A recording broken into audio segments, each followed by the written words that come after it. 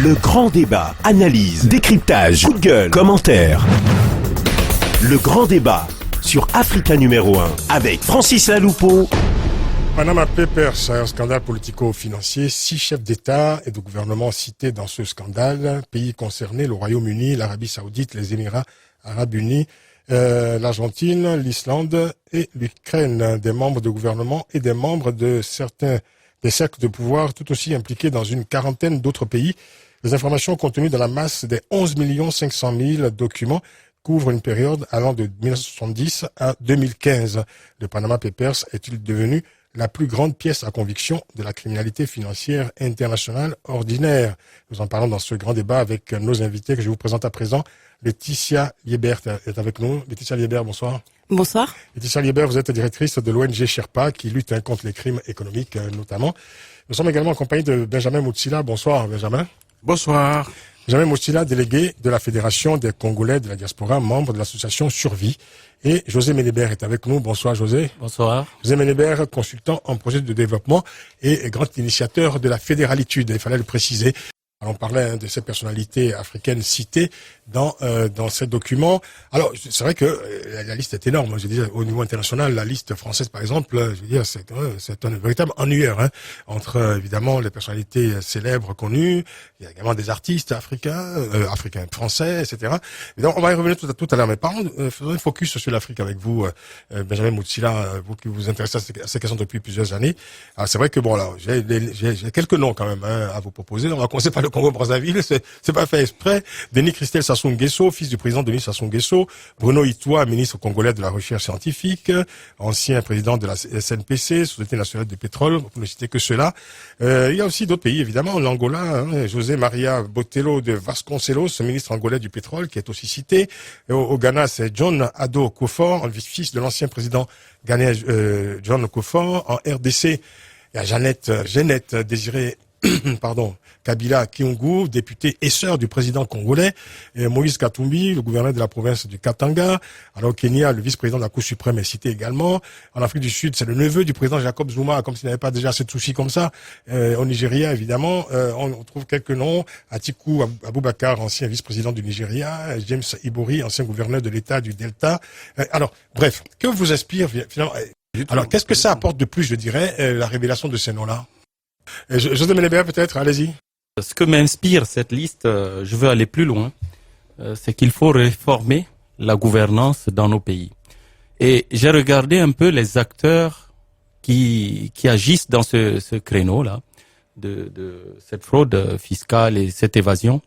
J'ai été surpris de voir qu'en Suisse, on ne trouve pas d'hommes d'affaires vraiment suisses et encore moins des politiciens suisses. Oui. Par contre, on a pointé du doigt et il y a une liste qui les met en avant, tel que un certain Marc Bonan, qui est ténor du barreau en Suisse, qui sont plutôt acteurs, c'est-à-dire des facilitateurs de ces pratiques.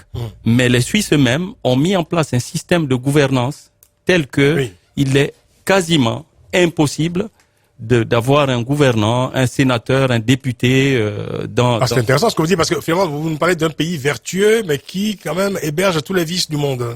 Il y a un pays vertueux, mais les avocats, c'est un pays libéral, où les avocats, en l'occurrence ici, font leur travail. J'aimerais pas convoquer la religion, mais c'est très protestant ça quand même comme système. Ah oui, c'est c'est très protestant. Mais par contre, ces gens-là n'agissent pas contre la Suisse ou n'agissent pas ou contre le peuple suisse. Ils agissent là en connivence avec des hommes d'affaires d'autres pays et des politiciens d'autres pays qui veulent ouvrir des sociétés soit en Suisse, soit au Panama. Oui. Et là, ce sont des cabinets d'avocats qui sont pointés en Suisse, mais pas de politiciens. Pourquoi? Parce que la Suisse est un pays géré par un collège. Et dans ce collège, vous ne pouvez pas prendre de décision seul, vous ne pouvez même pas rencontrer un homologue extérieur seul, à huis clos ou homme d'affaires, pour vendre votre pays. Et aujourd'hui en Afrique, on est sous l'effet du prince. Hein. Le prince traite avec les entreprises étrangères, ou ses enfants, ou sa cour, et utilise des intermédiaires qu'on appelle vulgairement en Afrique des hommes de paille, comme dit leur nom. Oui, Madame Libert. Vous vouliez... Je voulais juste préciser que voilà, quand on vous écoute, José Mélibert, il faut quand même préciser que voilà, vous êtes l'initiateur d'un mouvement qu'on appelle la fédéralitude. Oui. C'est-à-dire que vous préconisez un nouveau mode, je dirais, de gouvernance, d'organisation, voilà, oui, de gouvernance en Afrique, oui, et que vous vous inspirez quand même largement de la Suisse pour préconiser évidemment cette fédéralitude. Ah ben bien sûr, parce qu'ils ont tout cloisonné là-bas, parce que le type qui est élu à la confédération, ou plutôt au niveau de l'État fédéral, n'a pas de décisions qui impactent le niveau local, qui est le niveau cantonal. Et de même, celui qui est élu au niveau cantonal n'agit pas au niveau communal. Du continent africain une grande Suisse? Non. Je pense que avant de changer le monde, il faudrait changer son monde. Donc, commençons déjà par assainir la gouvernance dans nos petits États, tout comme la Suisse est un tout petit État. Et puis, petit à petit, la somme des éthiques produira peut-être, si Dieu le veut, une éthique plus globale. Mais au moins le faire localement déjà dans chaque pays. Cela dit, un modèle suisse quand même, évidemment, auquel vous vous référez souvent, qui accueille quand même l'évasion et la fraude fiscale régulièrement, et qui s'alimente de ce vice-là, c'est quand même particulier, non? Non. Je peux poser la question à ceux qui sont avec nous sur le plateau. Qui penserait aller mettre son argent dans un pays africain totalement instable? Donc il y a un problème d'abord de fiabilité. Les gens ne vont pas en Suisse parce que la Suisse les a appelés forcément. Mais ils vont mettre leur argent là où c'est sûr. Qu'est-ce que vous en pensez? C'est pas que ça. Il y a une contradiction intéressante dans non, pas du tout, parce que la Suisse, en termes financiers, l'économie, l'aspect financier, ne pèse pas plus de 10% dans l'économie suisse, dans le PIB global de l'économie suisse. Donc, c'est un côté marginal. Ce qui fait la force de la Suisse, c'est sa gouvernance qui est devenue attractive pour l'économie, pour la politique. Et évidemment, tous les véreux pensent que mieux vaut mettre son argent en Suisse que le mettre au Tchad, au Gabon, au Cameroun ou ailleurs. Bon, mais le Panama est un peu dans la même situation. Aujourd'hui, il y a eu la Swiss Leaks, mais aujourd'hui on a le Panama. Donc, d'abord, la prospérité, c'est la conséquence de la paix. C'est intéressant cette contradiction dans votre propos, Benjamin Moutsila, ça vous fait rire. Oui, tout à fait, parce que quand on voit effectivement, ça me fait penser à ce que disait un ancien chef d'État africain qui disait: quel est l'homme vertueux qui n'a pas mis son argent en Suisse? Bon, mais à côté de cela, il vivait dans un luxe mais opulent, et sa population vit dans la misère la plus noire totale. C'est quand même assez bizarre que les Africains souvent se disent: on va essayer de s'inspirer de ce qu'il y a à l'extérieur. Pourquoi on ne s'inspirerait pas de ce qui a déjà existé en Afrique quand on voit, par exemple, les anciens, ce qu'on appelle les chefs coutumiers, comment ils vivaient ces chefs coutumiers-là? C'est des gens qui vivaient avec une certaine vertu. Ils ne pouvaient pas dilapider ce qui appartenait à ce qu'on appelait le clan ou la famille au sens élargi. Et on voyait dans ces pays-là, effectivement, il y a quelques années, ou quand on remonte avant la colonisation, des gens qui vivaient dans un bonheur qui était le leur. Aujourd'hui, ces mêmes populations vivent dans la misère la plus noire, qui est même une misère qui va, je dirais, en deçà de ce qu'ils avaient comme bonheur quand on pense seulement comme référence les années 50. Aujourd'hui, quand on compare les pays africains, leur développement d'aujourd'hui, et ce qu'ils étaient aux années 60 au moins des indépendances, ces États ont reculé de plus d'un siècle. Bien sûr. Quand on prend des pays comme la Corée du Sud, par exemple, qui étaient moins développés que les pays francophones, aujourd'hui, la Corée du Sud est hyper développée et les pays africains francophones sont passés, comme on dit des Antillais, en dessous de la terre. C'est quand même dramatique. Donc, alors que si on reprend la vertu qui était la vertu des chefs coutumiers africains, je pense qu'on aurait des États qui pourraient profiter de leur prébende ou de leurs revenus. Laetitia Libert, vous voulez intervenir? On a encore du temps. C'est pas un débat. Si, c'est un débat. C'est un vrai débat. Mais je voulais écouter Laetitia Libert sur, évidemment, Panama Papers, vu évidemment sous l'angle, je dirais, à travers le prisme africain. Oui, en fait, on parle beaucoup d'éthique là. Moi, j'ai une phrase, un proverbe qui me vient à l'esprit qui dit l'occasion fait le larron. Et je crois beaucoup à cette phrase, c'est-à-dire que à partir du moment où on se fait jamais taper sur les mains, où personne ne peut le savoir, effectivement, on va toujours essayer d'obtenir le maximum de ce qu'on a. Il n'y a pas de dissuasion. Pas vu, pas pris. Voilà, et voilà, pas vu, pas pris. Et donc, pour moi, le seul moyen de lutter contre ce genre de comportement non éthique, c'est vraiment de promouvoir la transparence. C'est vraiment de promouvoir la transparence, de lutter contre l'opacité effectivement des activités, comment dire, des sociétés écrans, etc. Mais ça passe par la bonne gouvernance dont parle José Ménébert aussi. De bonne gouvernance vue sous l'angle local, évidemment. Tout à fait, mais ça veut dire la mise en place de règles. Ça veut dire la mise en place de règles. Respectées par tous. Respectées par tous. Et mise en place en concertation au niveau mondial. Sinon, il y aura toujours une échappatoire quelque part sur la planète. On me demande de rappeler le numéro de téléphone pour les auditeurs. C'est le 01 55 07 58 00 si vous êtes en France. Et si vous appelez d'ailleurs de partout ailleurs dans le monde, c'est le 00 33 1 55 07 58 00. Donnez-nous votre opinion, votre commentaire sur ce Panama Papers. José Ménébert. Oui, par rapport au proverbe de tout à l'heure, là, l'occasion fait le larron. Moi, je dirais même, en m'attelant à la gouvernance, qu'on ne change pas les gens. On met en place les conditions de leur changement.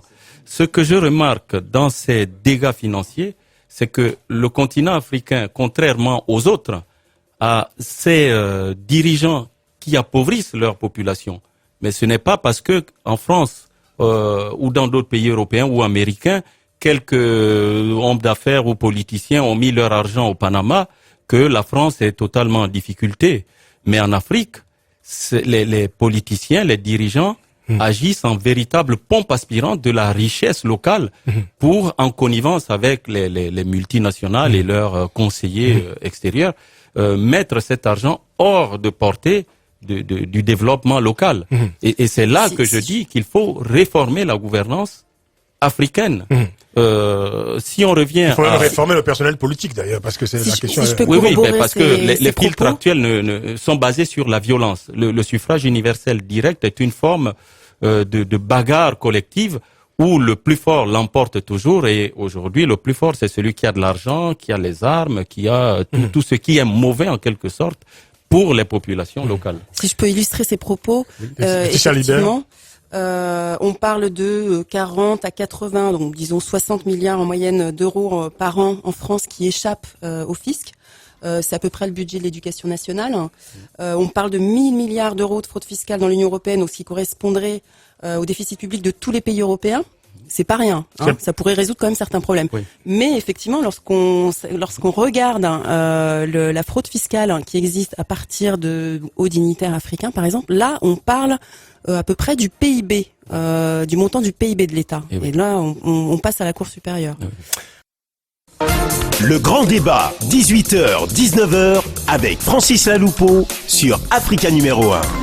Le scandale de Panama Papers, le paradis dévoilé du syndicat mondial des grandes fortunes. C'est une cinquantaine de pays concernés dans le monde, y compris des pays africains, bien sûr. Nous en parlons avec nos invités. Laetitia Liebert, directrice de l'ONG Sherpa, qui lutte contre les crimes économiques. Benjamin Moutsila est avec nous, délégué de la Fédération des Congolais de la diaspora, membre de l'association Survie, et José Ménébert, consultant en projet de développement et grand initiateur de la fédéralitude. Cap sur le standard de nouveau, on va écouter Monsieur Bayo. Monsieur Bayo, bonsoir. Oui, bonsoir Monsieur Francis. Bonsoir. Et bonsoir à vos auditeurs également aussi. Nous vous écoutons. Monsieur Francis, c'est-à-dire que si cette révélation pouvait servir, ne serait-ce que puis servir à un réveil de conscience, tout simplement aux gouvernants de chefs d'État africains, ça serait une très bonne chose. Parce que je crois que tous ceux qui vous entourent là-bas aujourd'hui, ils ont fait le tour de la misère chez nous, en Afrique. C'est déplorable, c'est révoltant, c'est tout ce que l'on veut, voir qu'on fait des détournements des derniers publics et puis qu'on vient mettre ça à des endroits qui n'en ont strictement pas besoin du tout. Et chez nous, il n'y a pas d'hôpitaux, il n'y a pas de routes. D'ailleurs, les gens n'arrivent même plus au jour d'aujourd'hui en Afrique pour avoir un seul repas convenable. Comment voulez-vous, avec ces révélations-là, et que ces chefs d'État-là, encore au jour d'aujourd'hui, y compris les différents gouvernements, puissent dormir tranquillement sur leur oreiller. Il y a de la gabegie aujourd'hui, il y a tout ce que l'on veut. vis-à-vis de nos gouvernants vers les pays occidentaux. Oui. En plus, ce qui est quand même regrettable, c'est-à-dire qu'ils avaient posé une question, à savoir, est-ce que ces choses-là peuvent s'arrêter à un moment donné? Je pense que ça va être difficile. Ça va être difficile. Difficile pourquoi? Parce que quand vous envoyez un enfant, par exemple, apprendre quelque chose à l'école, le maître qui est devant lui, il lui dit, c'est que lui pense que ce qui est bien. Oui. Alors, ces maîtres-là, aujourd'hui, nous sommes en France ici, on voit le déballage que ça fait. Alors, ceux qui nous ont appris ces choses-là, déjà, eux-mêmes, ils ne sont pas dans les normes. Alors, comment voulez-vous que ceux qui ont appris qu'ils soient dans les normes-là au jour d'aujourd'hui? Oui. Là, quand même, c'est quand même difficile pour que ces choses-là redeviennent aux normes. Oui. Mais par contre, le monsieur qui fait tout le temps allusion à la Suisse, moi, je souscris à sa proposition. Ah, mais bravo. Que l'on doit José Mélébert est un adepte. Hein. Voilà, que l'on doit d'abord commencer à balayer, par exemple, chez nous. Ensuite, on ne peut pas changer. Oui. Enfin, il a dit qu'on ne peut pas changer le monde, il faut commencer par changer d'abord sur soi-même. Donc, je pense que, franchement, si on pouvait quand même de ces balayer chez nous, parce que nos gouvernants, là, au jour d'aujourd'hui, franchement, ils ne sont pas à la hauteur de la population africaine. Merci. Je vous remercie, M. Francis. C'est nous qui vous remercions, M. Bayo. Hein, M. Bayo devenu partisan de la fédéralitude de José Mélébert, bien entendu.